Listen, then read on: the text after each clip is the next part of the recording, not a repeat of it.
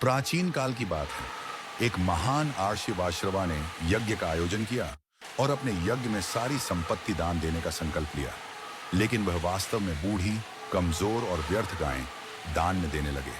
उनके पुत्र नचिकेता ने यह देखकर पूछा, पिताजी, आप जो दान दे रहे हैं वह धर्म के अनुकूल नहीं है। मुझे बताइए, आप मुझे किसे दान देंगे? शिवाश्रवा को यह प्रश्न बुरा लगा। क्रोध में आकर उन्होंने कह दिया, मैं तुझे यमराज को दान देता हूं। नचिकेता अपने पिता के वचन को सत्य मानकर यमलोक की ओर चल पड़ा। वह सीधा यमराज के द्वार पर पहुंचा, लेकिन यमराज वहां नहीं थे। नचिकेता 3 दिन और 3 रातें बिना अन्न जल के यमराज के द्वार पर बैठा रहा। जब यमराज लौटे तो उन्होंने देखा कि एक ब्राह्मण बालक बिना आतिथ्य के 3 दिन से भूखा बैठा है। उन्होंने क्षमा मांगी और प्रसन्न होकर कहा, तुम 3 वर मांगो। नचिकेता ने पहला वर मांगा, मेरे पिताजी को शांति और प्रसन्नता प्राप्त हो। यमराज ने कहा, तथास्तु।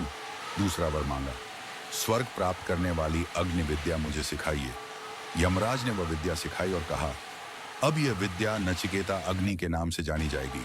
तीसरा वर नचिकेता ने मांगा, मृत्यु के बाद आत्मा का क्या होता है, इसका रहस्य बताइए। यमराज पहले तो टालने लगे, लेकिन नचिकेता के दृढ़ निश्चय और जिज्ञासा से प्रभावित होकर उन्होंने कहा, आत्मा न कभी जन्म लेती है, न मरती।